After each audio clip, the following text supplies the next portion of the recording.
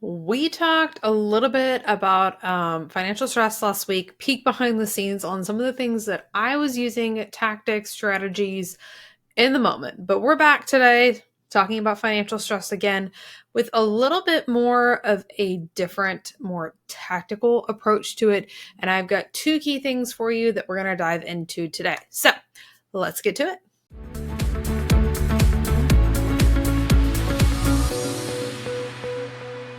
Welcome back to the Your Money, Your Life podcast. I'm your host, Amy Circa. We are talking today about financial stress.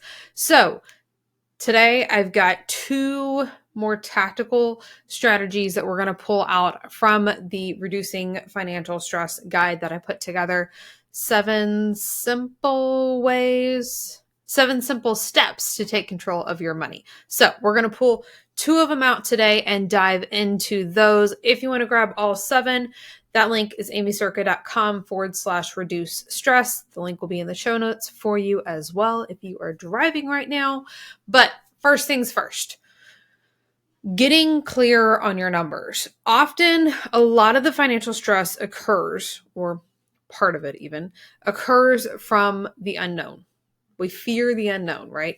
And when we focus on what we know and what we can control, we remove some of that stress because it's like the fear of we don't really know where things are at. And if things are tight and you're like, I know where things are at and I don't want to see it right now, we'll get to that part in a second. But we don't want to know our numbers. We don't want to know where things are at. And there's a level of stress that occurs. Now, why don't we want to know where we're at? First thing could be because there's not enough. We don't feel like there's enough. It's barely making ends meet. Maybe you're not making ends meet. Whatever the case might be there, we don't want to know.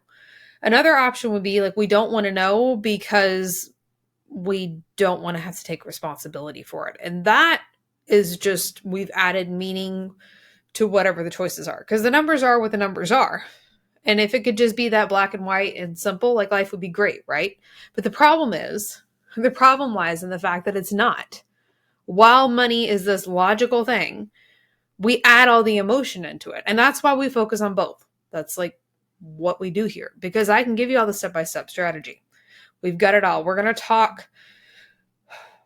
I don't know if we're going to talk about that on the podcast yet or not, but I've got something coming that it's not really like a 12 days of Christmas because we're going to kick off the new year with it, but we're going to highlight some of those step-by-step strategy programs that I have, like Budgeting Simplified, Prosperity Simplified, some of the smaller workshops that are pieces of that, all of those things. Like I can give you that, give you the step-by strategy. It's all there. You probably even like piece together enough from the podcast. But the issue with that is it's not the strategy that you're missing. There's tons of strategies out there, right? Like Google, there's so much information. Even on the podcast here, like there's so much information, and this is just one podcast. The information isn't the problem because we have all the step-by-step strategy, right? The thing that becomes the problem is when we avoid it, we add meaning, we avoid things because of the meaning that we're going to assign, the guilt, the stress, whatever it might be, shows up. And when we let that meaning show up and we give meaning to those numbers, that's when we bring in the fear, right? So when we decide, we'll take a financial snapshot of your finances. That's the simplest thing to do, like right now. Just take a financial snapshot. What that means, current monthly obligations, what you owe, income. If you have a an expense tracking app set up, that's a great thing to know, expenses. What are your debts are at? Again, not out of like any emotion there. We're just looking at the numbers. We're removing the meaning and just bringing awareness to where things are at. Maybe you've got multiple subscriptions for the same thing and then we can cut something out. Maybe you have a subscription billing that you completely forgot about. Again, you can cut that out. You don't have to cut anything out though. This is about just knowing where you're at. The pro step here is having an expense tracking app, spreadsheet, combination. I'd recommend both. Have something there to help systematize the process because we don't need to do this manually every single time. So we've got all of the Budgeting for Success worksheets that are plug and play.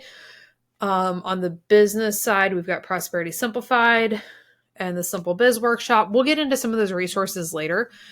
because right now we need to be able to get clear on your numbers. So monthly obligations, what are the expenses that you have?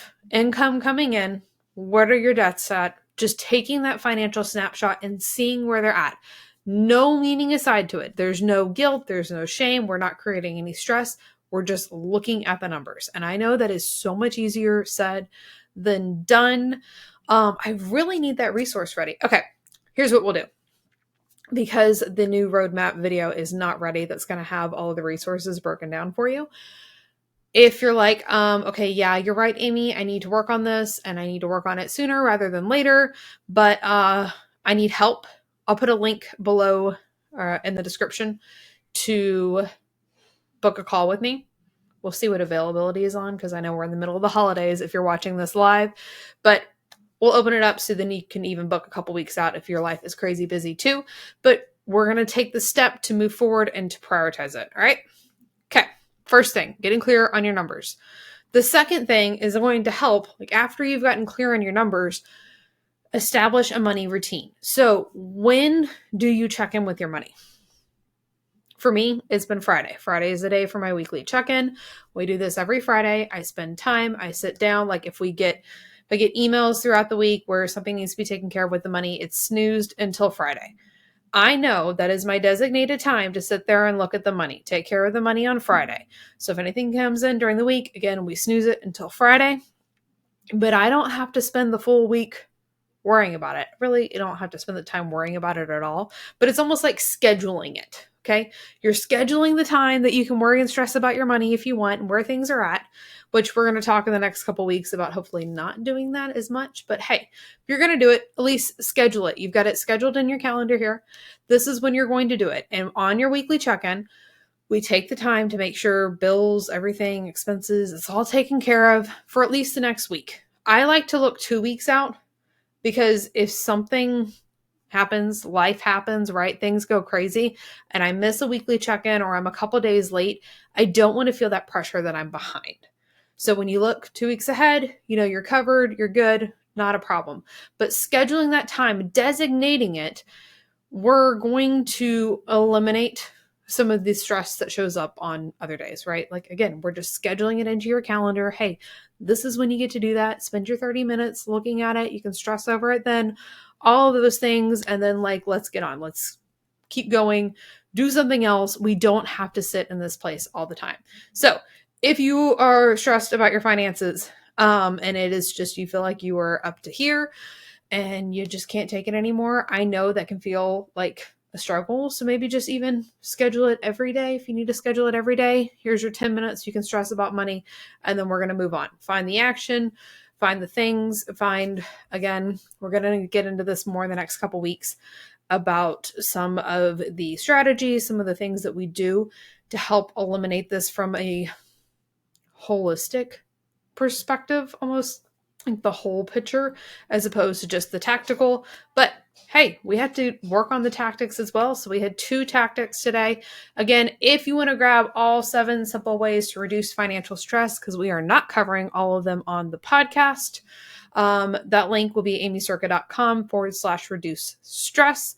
Also in the show notes. And then we'll put the link to book a call with me if you're like, I need to figure something out. Something needs to change and I'm ready for it to change. I just don't know what. I want to talk through what my next step should be and what kind of support I could have.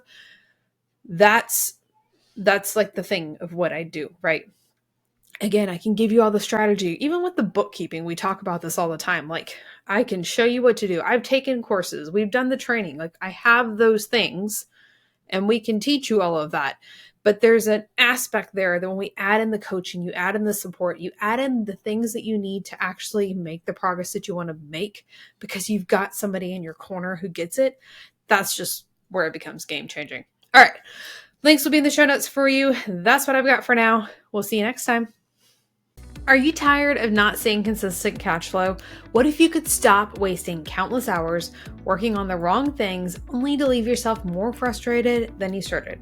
All without jumping from strategy to strategy just to try to find one that works and without requiring a week of reflection or a time audit because you don't have time to do the things that you need to as it is.